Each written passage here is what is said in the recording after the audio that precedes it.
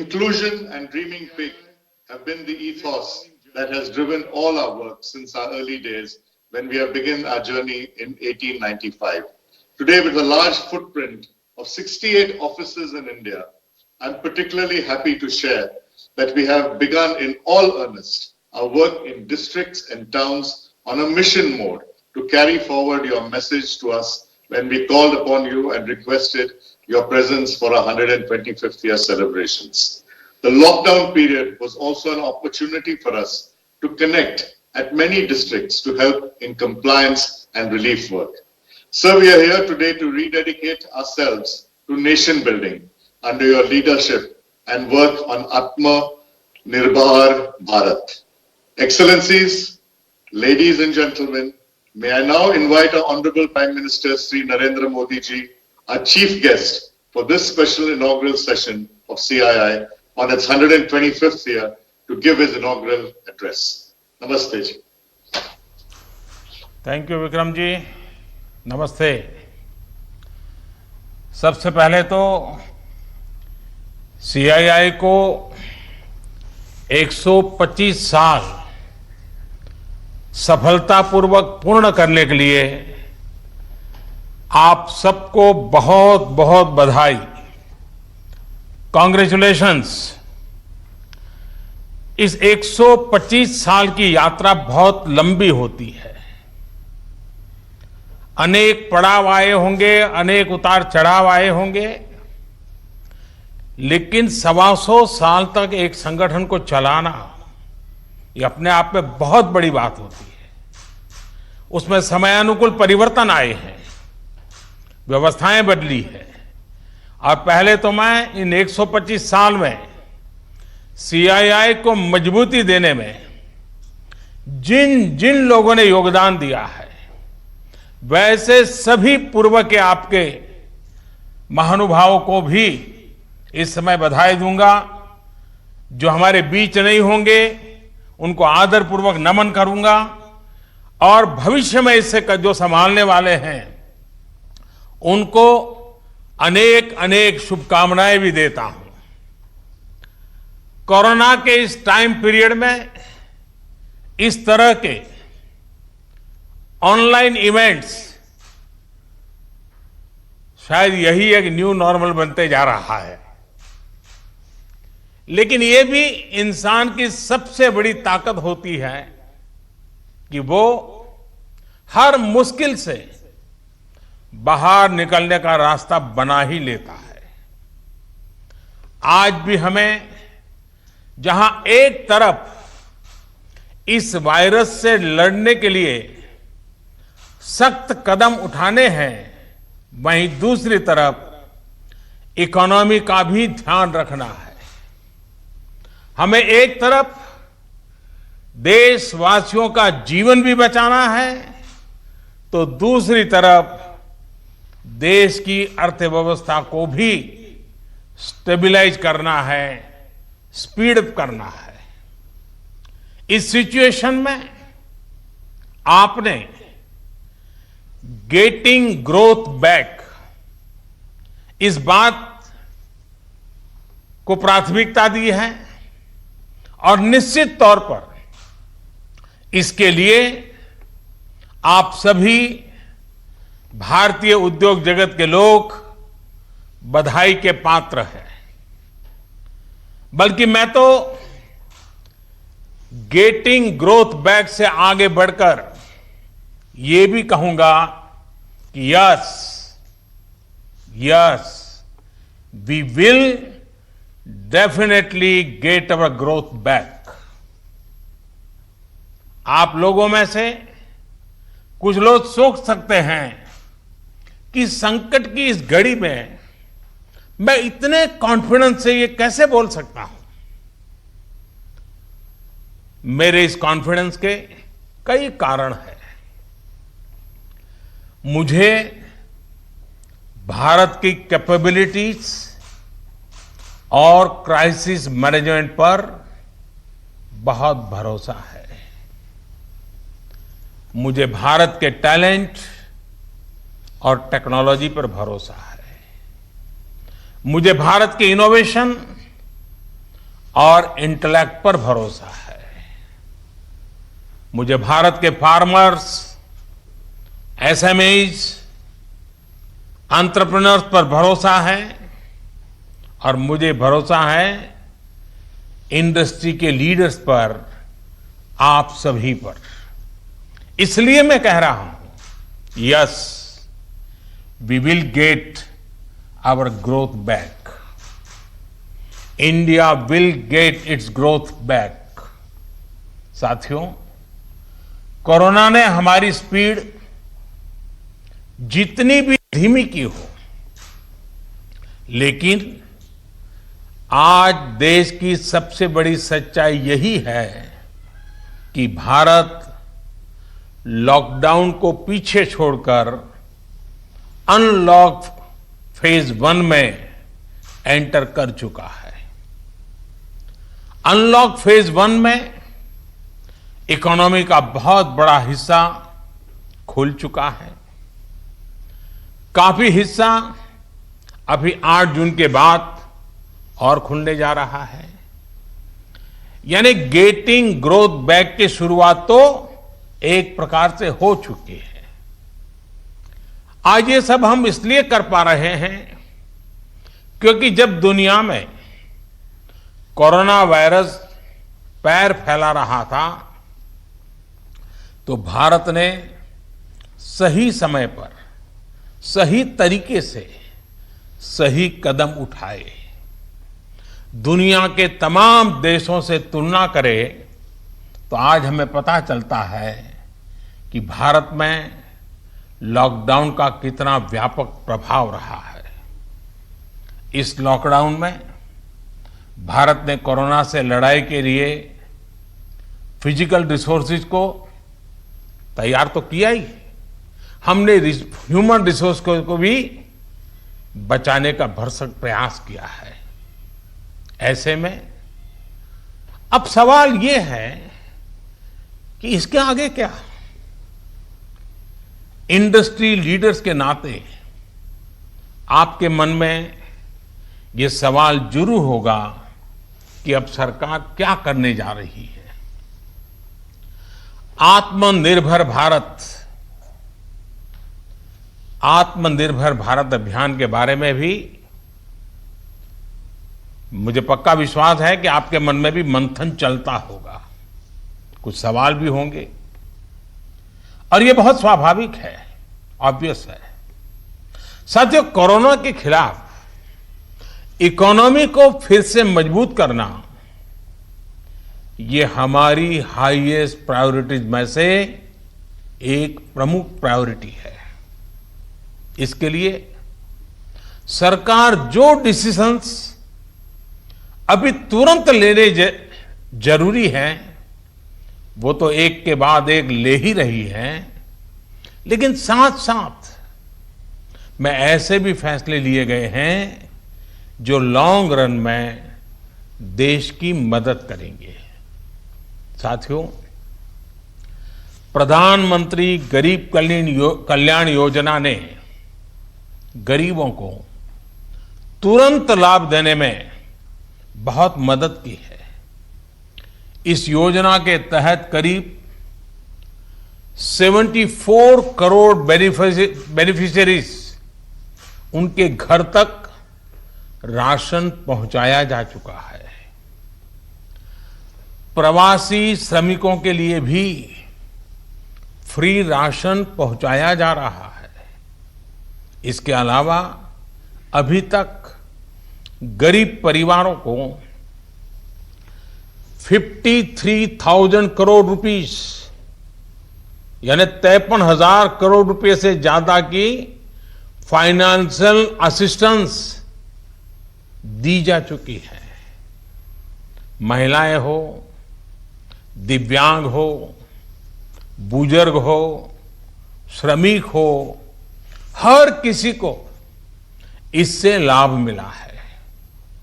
Lockdown के दौरान सरकार ने गरीबों को 8 करोड़ से ज्यादा गैस सिलेंडर उनके घर तक मुफ्त में पहुंचा दिया है। इतना ही नहीं, प्राइवेट सेक्टर्स के करीब 50 लाख एम्प्लॉइज के खाते में 24% ईपीएफ कंट्रीब्यूशन भी सरकार ने किया है। इनके खाते में करीब 800 करोड़ रुपए जमा कराए गए हैं। साथियों, भारत को फिर से तेज विकास के पथ पर लाने के लिए, आत्मनिर्भर भारत बनाने के लिए 5 बातें बहुत आवश्यक है। इंटेंट, इंक्लूजन, इन्वेस्टमेंट, इंफ्रास्ट्रक्चर और इनोवेशन। हाल में जो बोल्ड फैसले लिए गए हैं, उसमें भी आपको इन सभी की झलक मिल जाएगी। इन फैसलों के साथ हमने तमाम सेक्टर्स को फ्यूचर रेडी किया है। इसी वजह से आज भारत एक नए ग्रोथ ओरिएंटेड फ्यूचर की दिशा में बड़ी उड़ान के लिए तैयार है। साथियों, हमारे लिए रिफॉर्म्स ये कोई रैंडम या स्कैटर्ड डिसीजन नहीं रहे हैं। हमारे लिए reforms systematic, plan, integrated, interconnected और फ्यूचरिस्टिक प्रोसेस है। हमारे लिए रिफॉर्म्स का मतलब है फैसले लेने का साहस करना और उन्हें लॉजिकल कंक्लूजन तक ले जाना। आईबीसी हो, बैंक मर्जर हो, जीएसटी हो, फेसलेस इनकम टैक्स असेसमेंट की व्यवस्था हो, हमने हमेशा व्यवस्थाओं में सरकार के दखल को कम करने, और मैंने तो लाल किले पर भी कहा था कि लोगों से, जिंदगी से सरकार को जितना हम कम कर सकते हैं हम करना चाहते हैं। प्राइवेट एंटरप्राइज के लिए एनकरेजिंग इकोसिस्टम खड़ा करने पर हम लगातार बल देते रहे हैं, कदम उठाते रहे हैं। इसी वजह से सरकार आज ऐसे पॉलिसी रिफॉर्म्स भी कर रही है जिनकी देश ने एक प्रकार से उम्मीद भी छोड़ दी थी। लोगों ने मान लिया था भाई ये तो हमारे देश में नहीं हो सकता है, ऐसी चीजें होने लगी हैं। अगर मैं एग्रीकल्चर सेक्टर की बात करूं तो हमारे यहां आजादी के बाद जो नियम कायदे बने उसमें किसानों को बिचौलियों के हाथों में छोड़ दिया गया था। किसान कहां फसल बेच सकता है, कहां नहीं बेच सकता है, इस तक के नियम बहुत सख्त थे। किसानों के साथ दशकों से हो रहे अन्याय को दूर करने की इच्छा शक्ति हमारी सरकार ने दिखाई है। एपीएमसी एक्ट में बदलाव के बाद अब किसानों को भी उनके अधिकार हासिल होंगे। किसान अब जिसे चाहे, जहां चाहे और जब चाहे अपनी फसल अपनी शर्तों पर, किसान की शर्तों पर वो फसल बेच सकते हैं। अब कोई किसान अपनी फसल देश के किसी भी राज्य में ले जाकर बेच सकता है। पहले तो इस पर भी बंधन थे।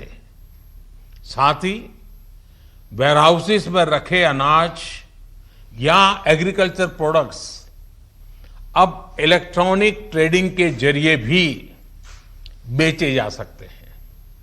आप कल्पना कर सकते हैं इससे एग्री बिजनेसेस के लिए कितने नए रास्ते खुलने जा रहे हैं।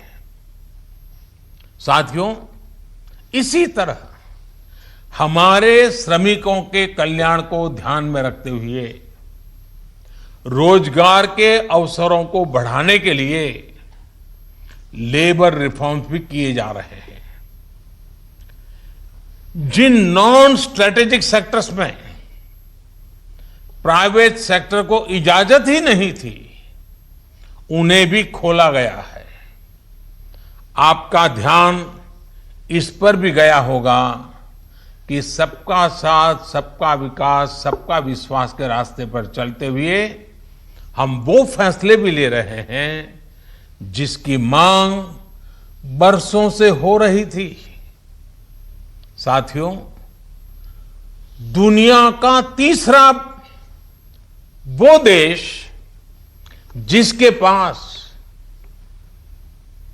बहुत बड़ी मात्रा में कोयले का भंडार हो, कोल रिजर्व हो, जिसके पास आप जैसे साहसी और उद्यमी व्यापार जगत के लीडर्स हो, लेकिन फिर भी उस देश में बाहर से कोयला आए, कोल इंपोर्ट हो, तो उसका कारण क्या है? आप भी जानते हैं, देश भी जानता है।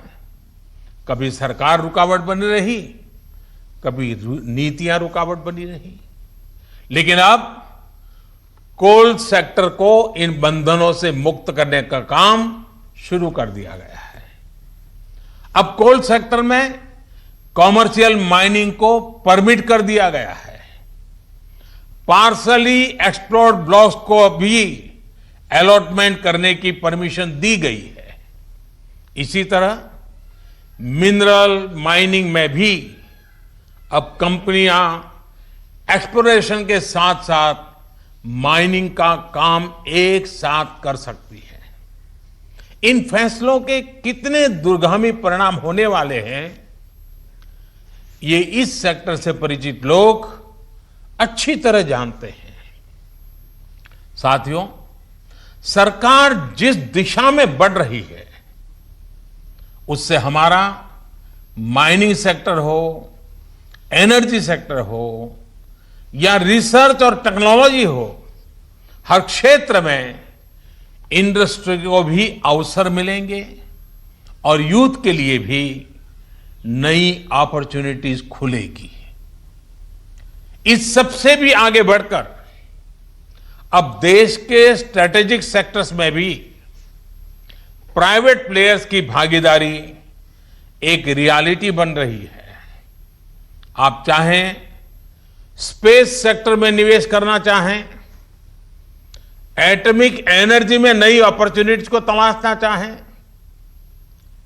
पॉसिबिलिटीज आपके लिए पूरी तरह से खुली हुई हैं।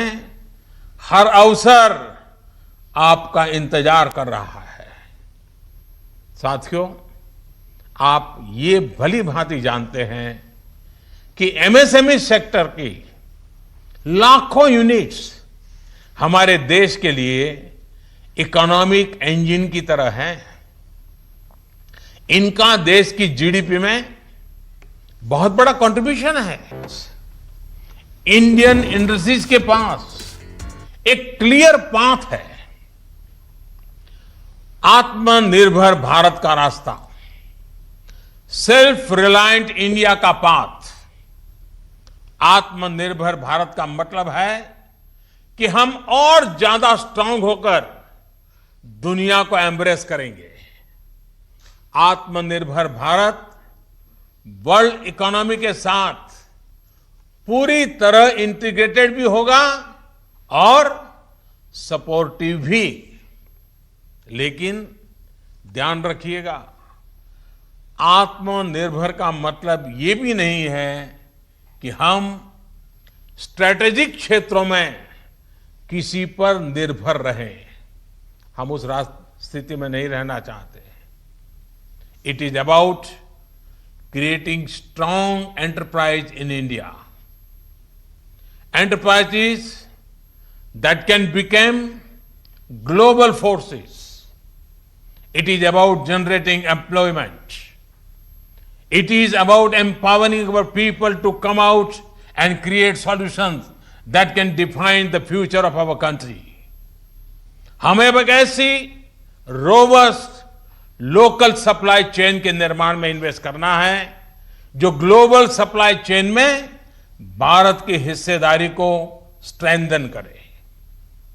इसी अभियान में सीआईआई जैसी दिग्गज संस्था को मुझे लगता है आपको भी पोस्ट कोरोना नई भूमिका में आगे आना होगा। अब आपको चैंपियंस ऑफ इंडिजिनस इंस्पिरेशंस बनकर आगे आना है। आपको डोमेस्टिक इंडस्ट्रीज की रिकवरी को फैसिलिटेट करना है, नेक्स्ट लेवल ग्रोथ को आसिस्ट करना है, सपोर्ट करना है। आपको इंडस्ट्री को ग्लोबली एक्सपांड करने में मदद करना है। साथियों, अब जरूरत है कि देश में ऐसे प्रोडक्ट्स बने जो मेड इन इंडिया हो, मेड फॉर द वर्ल्ड हो।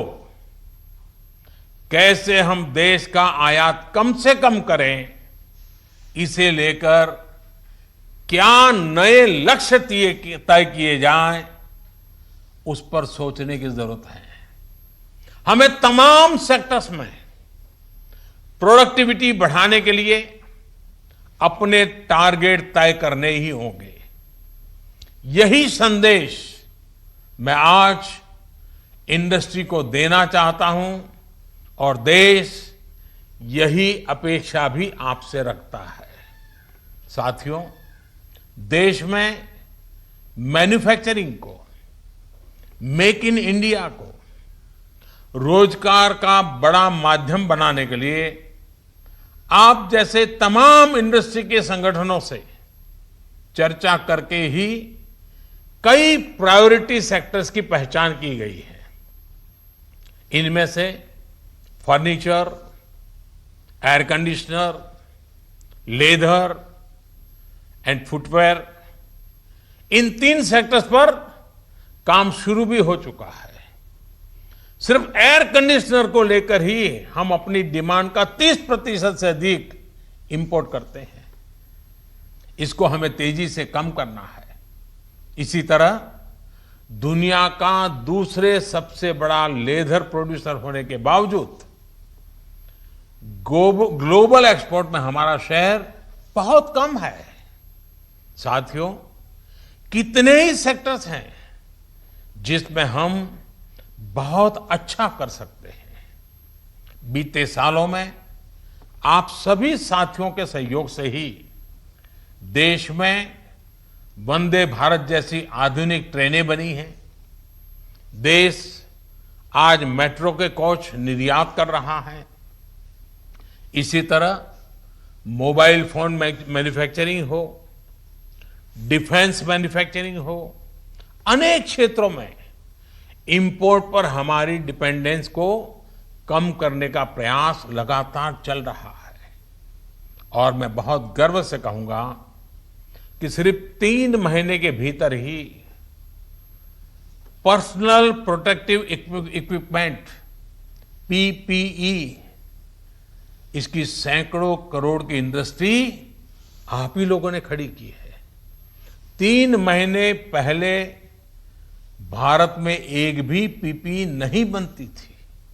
आज भारत एक दिन में 3 लाख पीपीई किट बना रहा है, तो ये हमारे उद्योग जगत का ही सामर्थ्य है। आपको इसी सामर्थ्य का इस्तेमाल कर हर सेक्टर में आगे बढ़ना है। मेरा तो सीआईआई के तमाम साथियों से ये भी आग्रह है कि रूरल इकोनॉमी में इन्वेस्टमेंट और किसानों के साथ पार्टनरशिप का रास्ता खुलने का पूरा लाभ आप लोगों ने उठाना चाहिए। अब तो गांव के पास ही लोकल एग्रो प्रोडक्ट्स के क्लस्टर्स के लिए जरूरी इंफ्रास्ट्रक्चर तैयार किया जा रहा है। इसमें सीआईआई के तमाम मेंबर्स के लिए बहुत अपॉर्चुनिटीज है। साथियों, फार्म हो, फिशरीज हो, फूड प्रोसेसिंग हो, फुटवेयर हो, फार्मा हो, अनेक सेक्टर्स में अनगिनत अपॉर्चुनिटीज के गेट आपके लिए खुले हैं। सरकार ने शहरों में प्रवासियों के लिए आवास उपलब्ध कराने के लिए जिस रेंटल स्कीम की घोषणा की है, उसमें भी आप सभी साथियों को मैं सक्रिय भागीदारी के लिए आमंत्रित करता हूं। साथियों, हमारी सरकार प्राइवेट सेक्टर को देश की विकास यात्रा का पार्टनर मानती है। आत्मनिर्भर भारत अभियान से जुड़ी आपकी हर आवश्यकता का ध्यान रखने के लिए भारत सरकार प्रतिबद्ध है। आपसे सभी स्टेक होल्डर्स से मैं लगातार संवाद करता हूं और यह सिलसिला आगे भी जारी रहेगा। I request you to come up with a detailed study of every sector, build consensus, develop concept, think big. We will together take up more structural reforms that will change the course of our country. We will together build आत्मनिर्भर भारत। साथियों, आइए देश को आत्मनिर्भर बनाने का संकल्प लें। इस संकल्प को पूरा करने के लिए अपनी पूरी ताकत लगा दें। सरकार आपके साथ खड़ी है। आप देश के लक्ष्यों के साथ खड़े होइए। आप सफल होंगे, हम सफल होंगे तो देश नई ऊंचाई पर पहुंचेगा, आत्मनिर्भर भारत का सपना साकार होगा। एक बार फिर सीआईआई को 125 वर्ष पूरा होने पर मेरी तरफ से बहुत बहुत शुभकामनाएं। बहुत बहुत धन्यवाद।